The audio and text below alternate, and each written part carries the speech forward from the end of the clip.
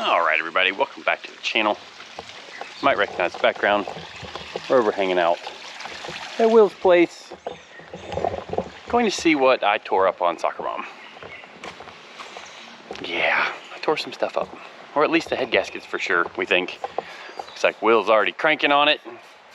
Getting, starting to tear it apart, but I kind of wasn't being a very responsible race car tuner driver person because we were hot lapping this thing a lot very quickly, and sometimes that leads to tearing stuff up.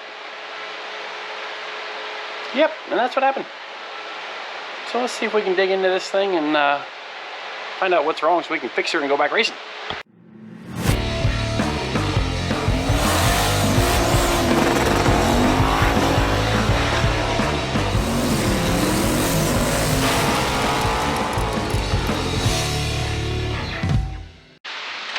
Alright, well, while we're going to be working on this thing, I think we're going to fix a couple of other things that we have noticed have come up while we've been racing it here lately.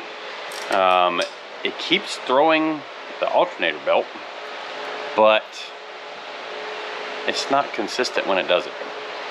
So I'm going to double, triple check all our alignments and everything on that. Will's a little tight. Will's tugging. Oh. Well, you know why it's tight? Because I think it's got a bent rod in it. So, you might have to go back the other way with it. So, yeah. What ended up happening on the run in the finals against James, you know, whooped him. I just keep saying that because he wants to throw shade on that whole, well, he put head gaskets out of it. Yeah, blah, blah, blah, blah. That happens. And it's not like he ain't heard a few head gaskets in his career. Anyways, so I saw the water come out of it right at the finish line, which I'll put a clip into that right here.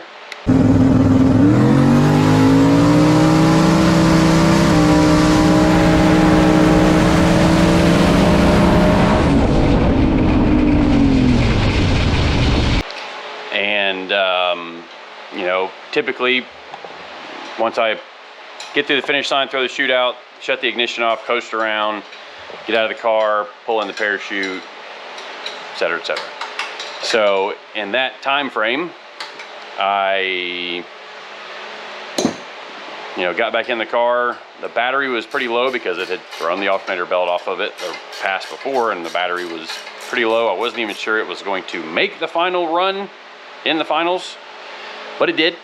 So I thought I would crank it back up, see if I could drive it back down there to the winner's circle in front of all you awesome people hanging out for the getting ready for the burnout contest at Indy. But when I went to crank it, it went and stopped. So got to push back to back by where the truck was. Eddie and I pulled all the spark plugs out of it, figured out where the water was at, which was in number 1. And then we drained all the water out of the engine. Figured that, you know, we can drive it around, drive it in the trailer, because I mean, if it's just got a head gasket, that's not a big deal.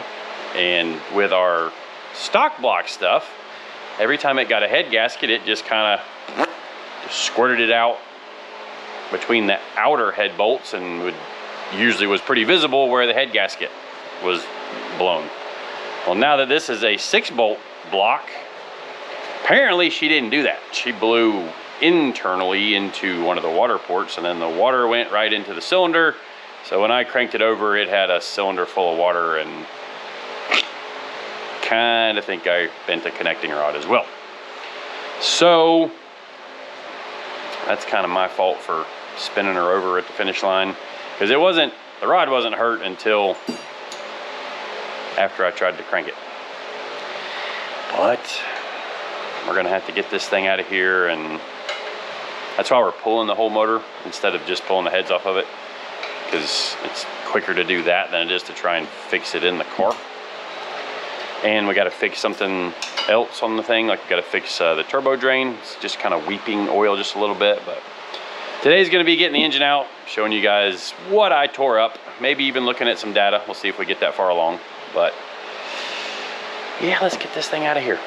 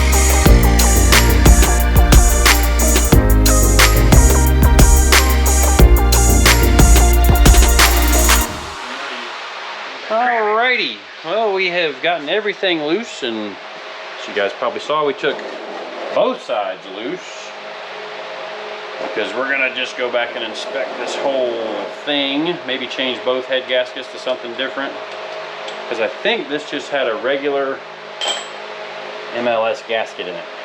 Ready? Yes, sir. How bad is she wounded? Just let the gasket come with it, I guess. And now it's sticking on the top, sticking on the bottom. Hold on a second here. Yep, there it is. Right in the front. Yep. Ooh, yeah, look how cocked the piston is from the freaking rod being bent. Yeah, you can see it. What's the compression in this motor? I don't know. Oh, it's got a little dome in it, don't she? Yes, it does. Of course, it is a 4125 bore. I bet you we're gonna need a piston or. Need a head test. Look at the head. Head's wounded. Head's wounded? Dang it. Ow.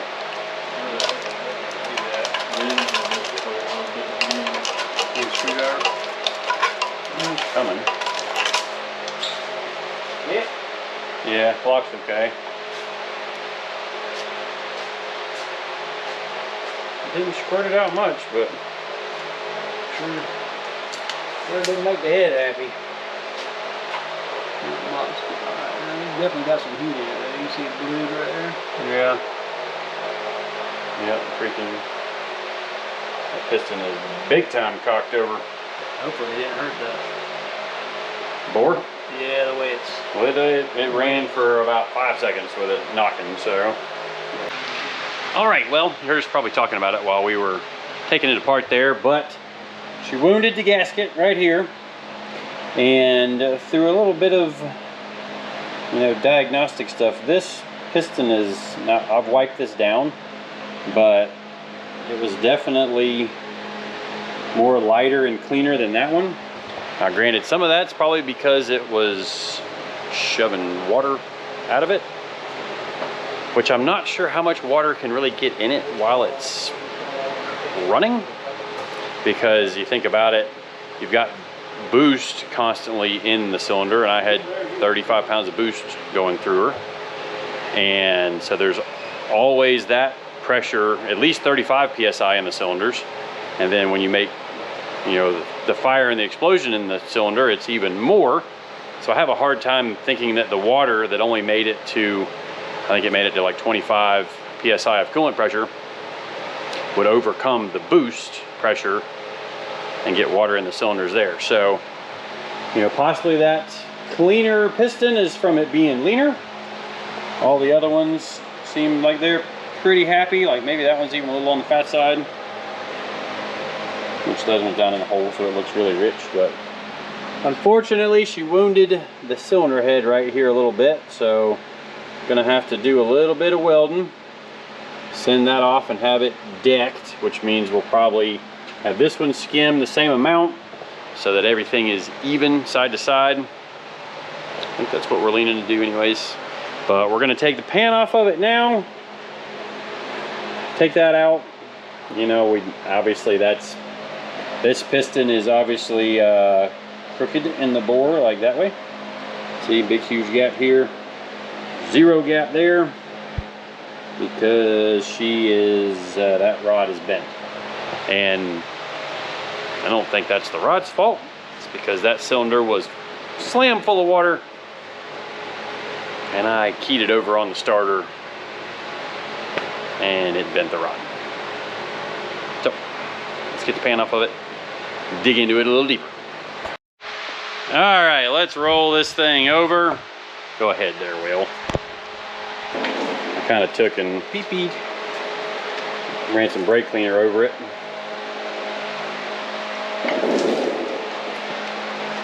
Well, number 2 straight. Number 1 is not. Probably can't see on that in there. You got a light handy? What? Flashlight. Number 1 is a little bit crooked. A little janked. Whoopsie. Oh yeah, I see some rust on the bore too from where it had the water in it. That's good, Ray. You want to try rolling it? Yeah, if you can get her back. Sweet. Yeah, let's get that one out of there. Probably we'll pull 1 and 2 out. That's at 7/16. Yes, 7/16, 12 point. I think it's 7/16, yeah. Hopefully we didn't. I'm gonna imagine we hurt the piston. As cocked over as that is right there. Dang it. She looks so good inside otherwise. Dang race cars.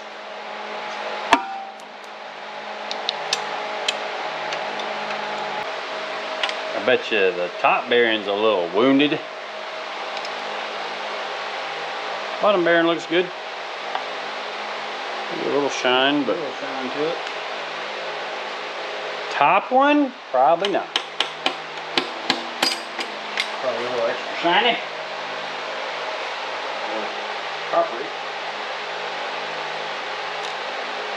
Shoot, actually not bad. Considering. Well, I guess it was just spinning it over. Yeah, I mean, literally it only, just collapsed the rod. yeah, I only ran it for probably 5 seconds when we cranked it, and I heard the clattering.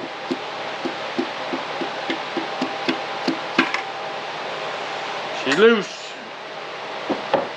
Oof. It's a pretty rod too. Yeah, it is, isn't it? Dang, boy, it just bent that over, didn't it?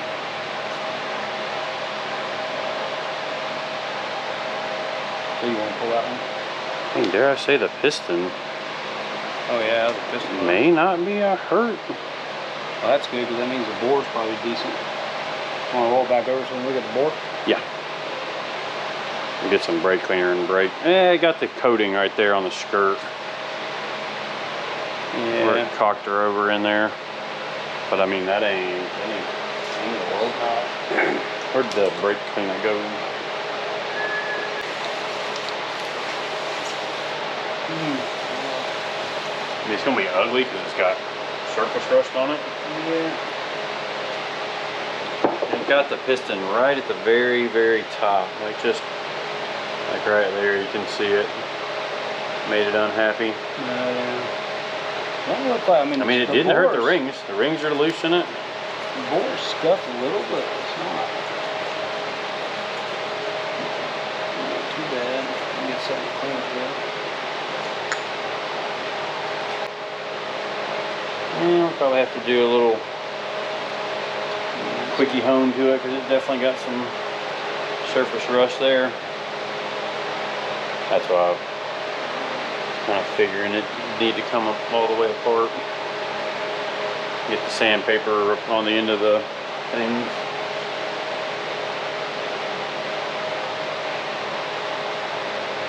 Crank looks fine.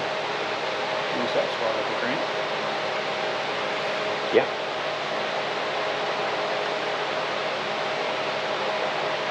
Well, Yeah, I mean, I think the block is good. It didn't hurt the block. It didn't hurt the. yeah, the surface of the block was fine. I mean, it's got, you can see it had a little heat in it, but there's a fuel. There's a little bit of gasket right here, but I think that's just the rubber coating burned onto it right there.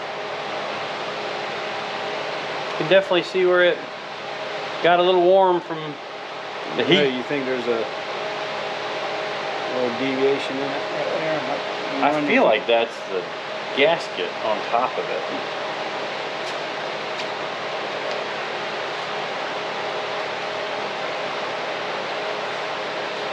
Yeah, I think that's just gasket. You got one of them, yeah, that thing. On the same page there, weren't we? Yep.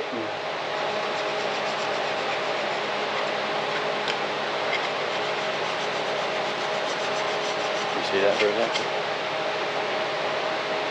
Yeah, see this fits. No, it's good. Good. Yeah. Looks perfectly straight to me. Good. Yeah, so one rod, one piston if we want to be super safe. A little bit of quick hone in that hole just to knock a little bit of the surface rust off.